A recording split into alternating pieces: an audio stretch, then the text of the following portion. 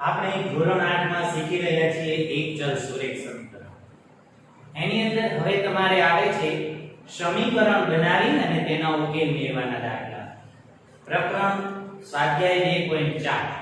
તો એનો પહેલો એક્ઝામ્પલ છે એ જોઈએ. અમીના એક સંખ્યા ધારે છે, તે આ સંખ્યામાંથી 5/3 બાદ કરી મળેલ પરિણામને 8 વડે ગુણાકાર કરે છે. જો મળેલ નવું પરિણામ ધારેલ સંખ્યાનું 3 ગણું હોય તો અમીનાએ ધારેલી સંખ્યા શોધો. વિદ્યાર્થી મિત્રો, આ દાખલામાં ખાસ એક ધ્યાન રાખવાનું એ છે કે પહેલા રકમ સમજશો, રકમ પ્રમાણે તમે સમીકરણ બનાવતા જશો તો તમને દાખલો એકદમ સહેલો લાગશે. એક વખત તમને સમીકરણ બનાવતા આવડી જાય પછી તો સમીકરણનો ઉકેલ સાવ સહેલો થઈ જાય છે. એટલે ખાસ સમીકરણ બનાવતા આપણે જોવાનું છે અને સમીકરણ આપણને જે રકમ આપેલી હોય એના ઉપરથી જ બને. એટલા માટે આપણે જેમ રકમ આપેલી છે એ પ્રમાણે સમીકરણ બનાવતા જઈએ. તો સૌથી પહેલા શું મળ્યું આપણને કે અમીના એક સંખ્યા ધારે છે. તો આપણે ધારી લઈએ. ધારો કે અમીનાએ ધારેલી સંખ્યા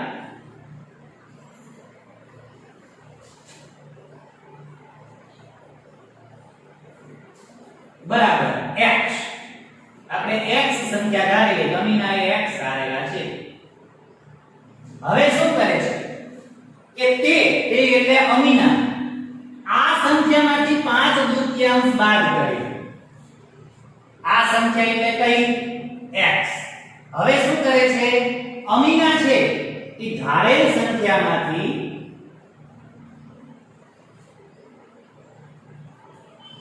5/3 બાદ કરે છે. આપણે લખીએ ધારેલ સંખ્યામાંથી 5/3 બાદ કરતા. તો કેવી રીતે લખાય એને?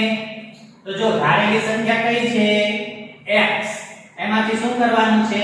બાદબાકી. કેટલા? 5/3. તો અહીંયા લખીશું 5/3. x - 5/3. હવે આગળ જોઈએ. આગળ બીજું શું કહે છે? 5/3 બાદ કરી અને મળેલ પરિણામનો 8 વડે ગુણાકાર કરે છે. એટલે કે મળેલ પરિણામ એટલે x માંથી 5/3 બાદ કરીએ અને જે જવાબ મળે એનો 8 વડે ગુણાકાર કરે છે. તો હવે આપણે એનું લખીએ. મળેલ પરિણામને 8 વડે ગુણતા. તો એના માટે શું કરીશું? તો સૌથી પહેલા શું કરવાનું છે? આ બાદબાકી. તો એને કૌંસમાં લખી નાખીએ x - 5/3. અને પછી શું છે? આ બાદબાકી થઈ જાય એટલે એનો 8 સાથે ગુણાકાર એટલે 12 લખીએ. એટલે આપણને છેલ્લી સંખ્યા મળી. હવે આગળ આપણને કાંઈ કીધું નથી. હવે આપણને એમ કીધું કે આ 8 વડે ગુણાકાર કરે છે. જો મળે તો મળેલ નવું પરિણામ ધારેલી સંખ્યાનું 3 ગણું હોય તો અમીનાએ ધારેલી સંખ્યા શું? હવે આટલું તમે બાદ કરો એટલે તમને નવી સંખ્યા મળશે. બરોબર? નવી સંખ્યા એટલે નવું પરિણામ. તો નવું પરિણામ મળશે એ કયું હશે? આ ધારેલી સંખ્યા છે એનું 3 ગણું. 3 ગણું એટલે 3x. એટલે કે અમીનાએ જે ધારેલી સંખ્યા છે એમાંથી તમે 5/3 પહેલા બાદ કરો અને 5/3 બાદ કર્યા પછી એને 8 વડે ગુણો તો જવાબ કેટલો આવશે? 3x. તો અહીં આપણે બધું કર્યું. જો x માંથી 5/3 બાદ કર્યા અને 8 લેતા તો જવાબ કેટલો આવશે? 3x. બરોબર? તો જવાબ છે એ આનો નાનો બંનેનો સરખો આવશે. તો એ બંનેનું સમીકરણ બને. એટલે કે આમ લખી શકીએ આપણે 8 કૌંસમાં x - 5/3 બરાબર 3x. એટલે કે બરાબરની નિશાની હોય અહીંની બંને બાજુની સરખી સંખ્યા થાય. તો થાય જ છે કારણ કે આપણને કહ્યું કે x માંથી 5/3 બાદ કરીને એને 8 વડે ગુણીએ તો પરિણામ કેવું મળે છે? તો કે કે ધારેલી સંખ્યાના 3 ગણું. એટલે બરાબરની બંને બાજુ સરખી સંખ્યા છે. હવે કાંઈ નહીં, પરિણામનો ઉકેલ મેળવી લઈએ. એટલા માટે આપણને મળી જશે એનો જવાબ. તો શું કરવું પડશે? તો સૌથી પહેલા x માંથી 5/2 બાદ કરવા પડશે. તો આપણે x માંથી 5/2 બાદ કરશું. પરંતુ જો અહીંયા x છે અને x એટલે સંખ્યા નથી, અજ્ઞાત સંખ્યા છે. કોઈ પણ સંખ્યા આવી શકે, પ્લસ ધન સંખ્યા, ઋણ સંખ્યા અથવા તો શૂન્ય. એટલે એની બાદબાકી ન કરવી હોય તો આપણે પહેલા જ પ્રકરણમાં ગુણાકારના વિભાજનનો ગુણધર્મ શીખી ગયા. એમ પણ કરી શકાય. એટલે કે 8 નો પહેલા x સાથે ગુણાકાર કરી અને પછી 8 નો 5/2 સાથે ગુણાકાર કરી અને એ બંનેની બાદબાકી પણ થઈ શકે. તો આપણે અહીંયા એ રીત કરીશું. પહેલા 8 અને x નો ગુણાકાર કરી, તો 8 અને x નો ગુણાકાર કરીએ એટલે આવશે 8x ઓછા 8 ગુણ્યા 5/2. આ બંનેનો ગુણાકાર કરીએ તો સરખી સંખ્યા વડે ભાગ ચાલી શકે. તો અહીંયા આવશે 4 બરાબર 3x. તો હવે જે સંખ્યા વધી એ હું આ બાજુ લખું છું. કેટલા વધ્યા અહીંયા? 8x. તો 8x ઓછા અહીંયા કેટલા વધ્યા? અંશમાં 4 × 20 અને છેદમાં કેટલા છે? 1. એક ન લખીએ તો એ ચાલે. એટલે અહીંયા આવ્યા 20. એટલે 8x - 20 બરાબર 3x. હવે સમીકરણનો સીધો જ ઉકેલ. 3x ને આ બાજુ લાવીએ, 20 ને ઓલી બાજુ લઈ જઈએ. તો આ 8x એમને 3x આ બાજુ છે, આ બાજુ આવશે એટલે માઈનસ થઈ જશે બરાબર. 20 આ બાજુ છે, માઈનસ છે, આ બાજુ આવશે એટલે પ્લસ થઈ જશે. 8 અને 3 એક પ્લસ ને એક માઈનસ છે. 8 માંથી 3 જાય તો 5 વધશે એટલે 5x વધશે. 8 ની નિશાની વળી આવશે, 8 પ્લસ છે એટલે પ્લસ. એટલે 5x બરાબર 20. એટલે હજી 5 ને ઓલી બાજુ લઈ જઈએ. x બરાબર 20/5. સરખી સંખ્યા વડે ભાગાકાર કરીએ. બંનેને 5 વડે ભાગી શકાશે. 5 ને 5 વડે ભાગીએ તો 4, 20 ને 1, 5 ને 5 વડે ભાગીએ તો 1 અને 20 ને 5 વડે ભાગીએ તો 4. તો x બરાબર આવશે 4. તો x શેના માટે આપણે ધારેલું છે? તો અમીનાએ ધારેલી સંખ્યા માટે. તો x ની કિંમત આપણને 4 મળી. એનો મતલબ કે અમીનાએ ધારેલી સંખ્યા કઈ હશે? 4. તો નીચે આપણે લખીશું અમીનાએ ધારેલી સંખ્યા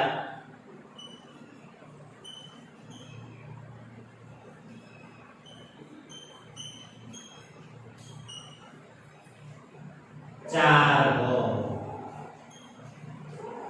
વિદ્યાર્થી મિત્રો, આ રીતે સૌપ્રથમ આપણે પહેલા સમીકરણ બનાવવાનું અને પછી સમીકરણનો ઉકેલ મેળવીએ એટલે આવા કોઈ પણ દાખલાનો ઉકેલ આપણે મેળવી શકીએ છીએ. હવે આપણે જોઈએ એક્ઝામ્પલ 2. એક્ઝામ્પલ 2 માં આપણને કહ્યું છે બે ધન સંખ્યાઓ. એમાં પહેલી સંખ્યા છે તે બીજી સંખ્યા કરતા 5 ગણી છે.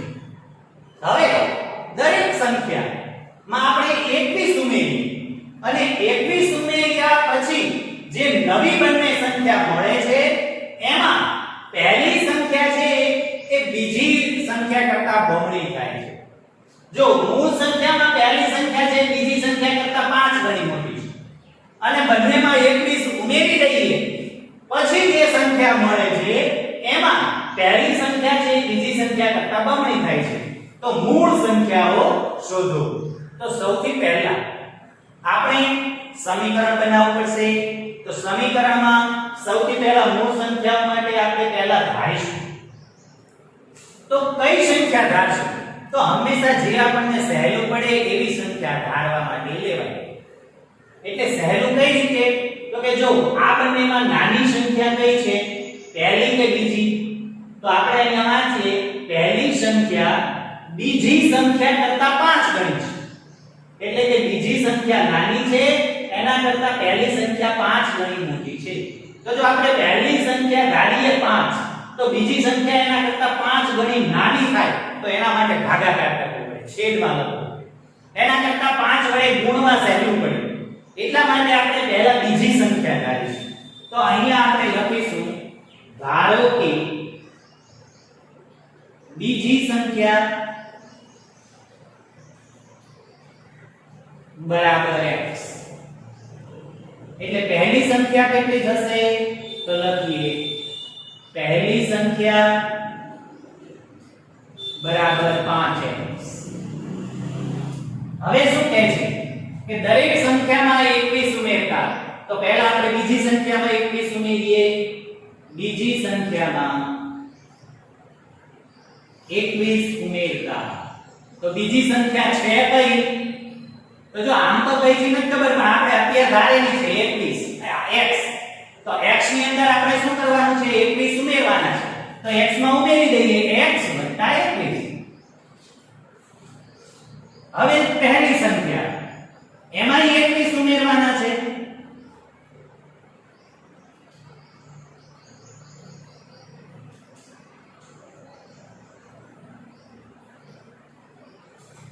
પહેલી સંખ્યામાં 21 ઉમેરીએ. પહેલી સંખ્યા કેટલી છે? 5x + 21.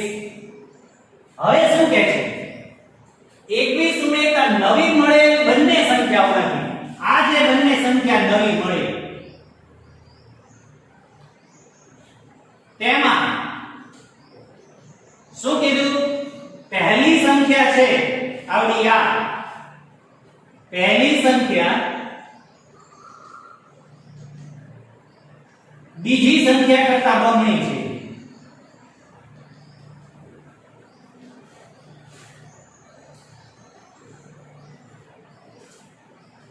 તો હવે આને સમીકરણની રીતે લખવું હોય તો કઈ રીતે લખાય? તો કે આ પહેલી સંખ્યા છે એનો જવાબ કેટલો આવશે? તો બીજી સંખ્યા છે, બીજી સંખ્યા કઈ છે? x + 21. બરાબર? x + 21 છે એના કરતા કેવી છે? બીજી સંખ્યા કરતા બમણી. બમણી એટલે ગુણ્યા 2. જો હવે જો 21 ઉમેર્યા પછી પણ આ પહેલી સંખ્યા છે અને 21 ઉમેર્યા પછી આ પહેલી સંખ્યા છે. બે પહેલી સંખ્યા છે અને બે 21 ઉમેર્યા પછીની સંખ્યા છે, એટલે બેનો જવાબ એક જ હોય. એટલે આપણે એક બાજુ આ સંખ્યા લખીશું અને બરાબરની નિશાની કરીને બીજી બાજુ આ સંખ્યા લખીશું. આ અને આ બે સંખ્યા લખીએ તો આપણને સમીકરણનો જવાબ ન મળે, કારણ કે આ પહેલી સંખ્યા છે ને એમાં આ 21 ઉમેરેલા છે. એટલે આ બે સંખ્યા સરખી થાય નહીં. બે સરખી સંખ્યા હોય સમીકરણ બનાવવા માટે એ આપણે બરાબરની નિશાનીની બંને બાજુ લખવી પડે. બરાબર? એટલા માટે આપણે પહેલા આ સંખ્યા લખીશું 5x + 21 બરાબર 2 કૌંસમાં x + 21. વિદ્યાર્થી મિત્રો આને આ બાજુ લખી નાખો એટલે તમને શાંતિથી દેખાય. 5x + 21 બરાબર 2 કૌંસમાં x + 21. સૌપ્રથમ આપણે આ કૌંસ છે એને છૂટો પાડી દઈશું.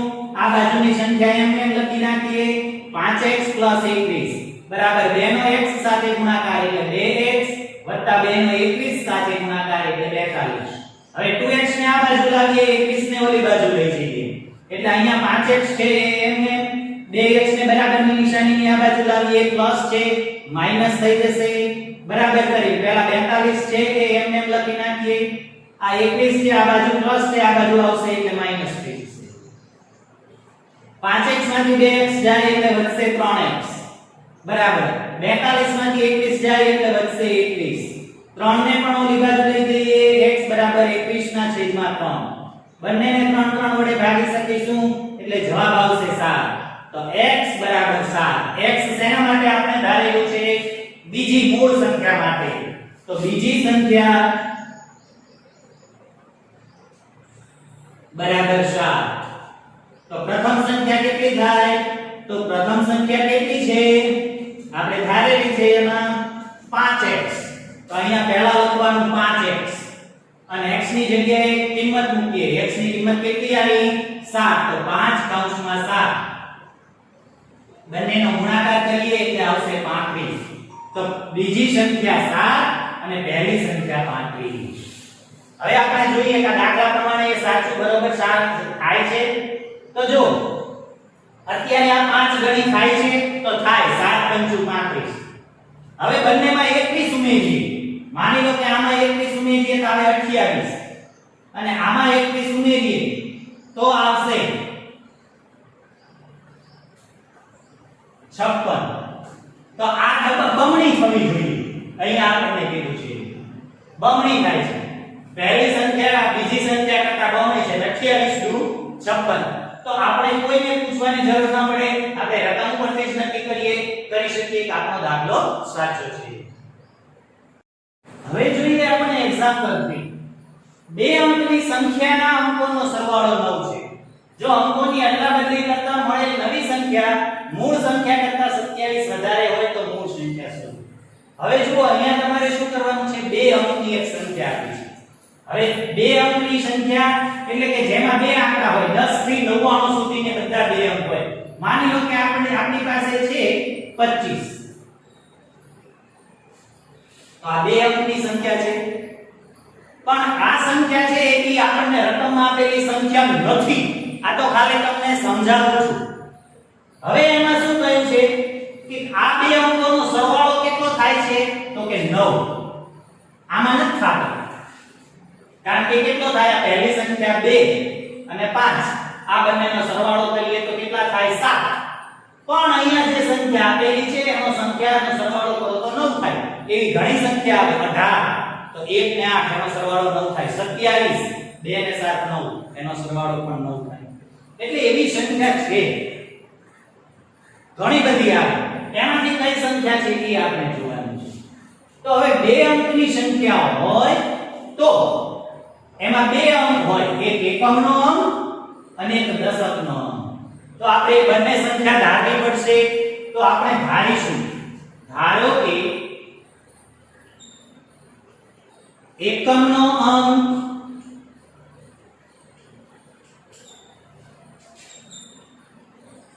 બરાબર x. તો દશકનો અંક કેટલો થાય?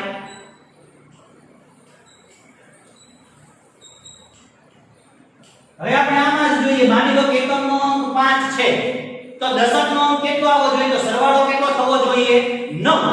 તો 9 માંથી 5 બાદ કરીએ તો 4. તો અહીંયા દશકનો અંક 4 હોય. કારણ કે બેનો સરવાળો 5 9 થાય છે એટલા માટે. બરાબર. અહીંયા એકમનો અંક 6 હોય તો 9 માં 6 બાદ કરીએ તો દશકનો અંક કેટલો થાય? 3. એટલે દશકનો અંક આપણને કેવી રીતે મળે? 9 માંથી એકમનો અંક બાદ કરીએ એટલે એકમનો અંક અહીંયા આપણે કેટલો ધારેલો છે? x. તો અહીંયા આપણે એને શું લખી શકીએ? 9 x. આ છે દશકનો. પણ હજી આટલું નહીં. હજી સહેજ વધારે વિચારો. જો એકમના અંકની સ્થાન કિંમત કેટલી હોય? 5 ની 5. દશકના અંકની સ્થાન કિંમત 2 થાય? ન થાય. 2 ની સ્થાન કિંમત કેટલી થશે? 20. અહીંયા 7 હોત તો એની સ્થાન કિંમત કેટલી થાય? 70. કારણ કે દશકનો અંક છે. એટલે દશકના અંકમાં જે સ્થાન કિંમત હોય એની સંખ્યા કેટલી થાય? ગુણ્યા 10. દશકનો અંક ગુણ્યા 10. 7 હોય તો 7 ગુણ્યા 10, 2 હોય તો 2 ગુણ્યા 10. એટલા માટે આખી સંખ્યા શું બને?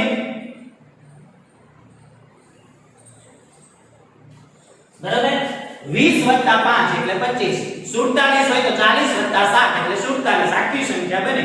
એમ દશકનો અને એકમના અંકનો સરવાળો કરીએ તો આખી સંખ્યા બને. તો 10 - x.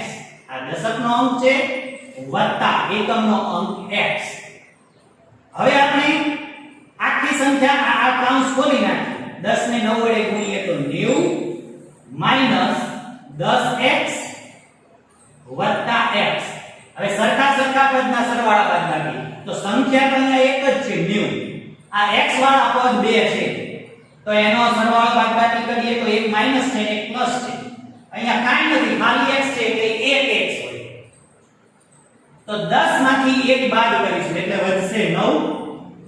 મોટી સંખ્યાની નિશાની મોટા 10 છે, 10 માઈનસ છે એટલે માઈનસની નિશાની. 90 -9x આ આખી સંખ્યા છે આપણી પહેલી. હવે શું કહે છે કે જો અંકોની અદલાબદલી કરીએ તો અહીં આપણે લખીએ અંકોની અદલાબદલી કરતા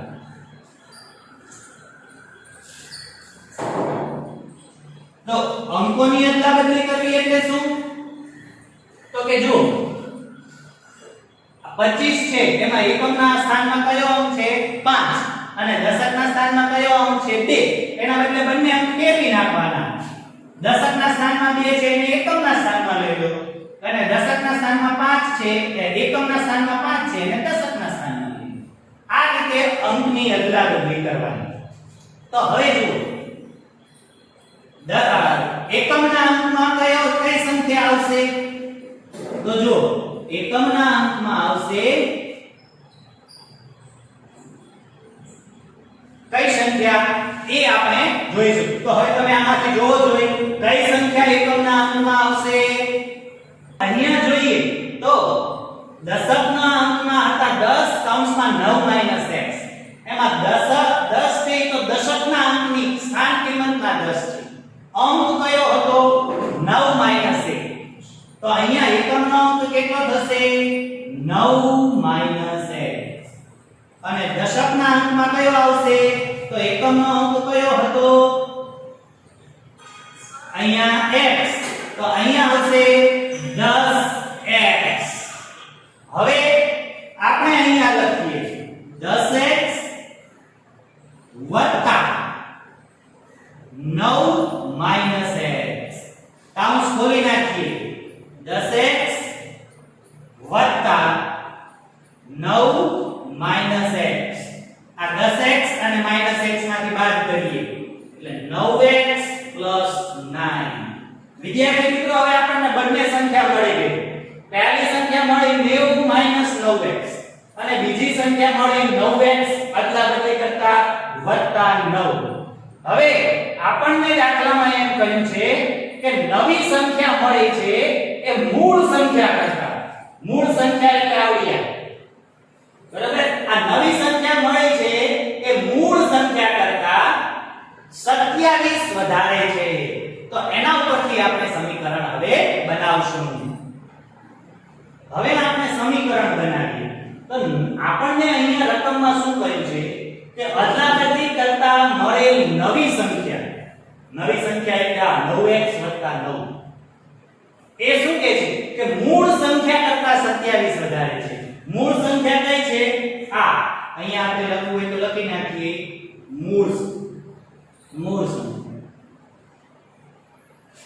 મૂળ સંખ્યા છે એના કરતા જે નવી સંખ્યા આવી એ 27 વધારે છે. એટલે કે આ નવી સંખ્યા છે એ 9x + 9 છે અને મૂળ સંખ્યા છે એ 90 - 9x પણ આપણે સરખા ન થયા. કેમ? આ સંખ્યા મોટી છે કેટલી 27 ઉમેરીએ એટલી તો આપણે આમાં 27 ઉમેરી દઈએ તો આમાં 27 ઉમેરી દઈએ તો આ બંને સંખ્યા સરખી થઈ જાય. જો આ લખી છે એ નવી સંખ્યા અદલાબદલી કર્યા પછીની છે. આ સંખ્યા છે એ આપણે મૂળ સંખ્યા લખી છે અને મૂળ સંખ્યા છે એ 27 અંક ઓછી છે એટલે આપણે 27 અંક એમાં વધાર્યા એટલે સમીકરણની બંને બાજુ સરખા થઈ જાય. હવે આપણે સમીકરણનો ઉકેલ મેળવીએ તો સૌથી પહેલા આ બે પદ સરખા છે એનો સરવાળો બાદબાકી કરીએ તો 9x + 9 બરાબર 90 અને 27 એનો સરવાળો કરીશું એટલે આવશે 117 - 9x. હવે 9x છે એને આ બાજુ લાવીશું આ 9 છે એને ઓલી બાજુ લઈ જઈએ તો 9x + 9x બરાબર 117 - 9 9x ને 9x 18x બરાબર 117 માંથી 9 બાદ કરીએ એટલે આવશે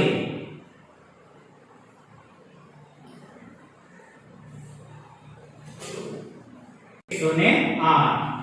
હવે આપણે 18 ને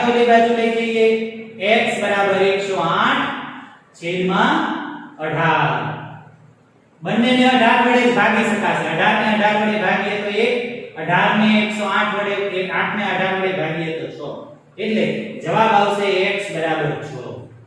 તો x શેની કિંમત આપણે ધારેલી છે? એકમના અંકની. તો એકમનો અંક કેટલો આવશે? 6. તો અહીંયા લખીશું એકમનો અંક બરાબર 6 અને દશકનો અંક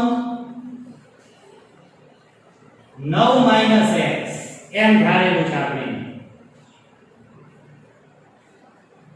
9 - x એટલે 6 બરાબર 3.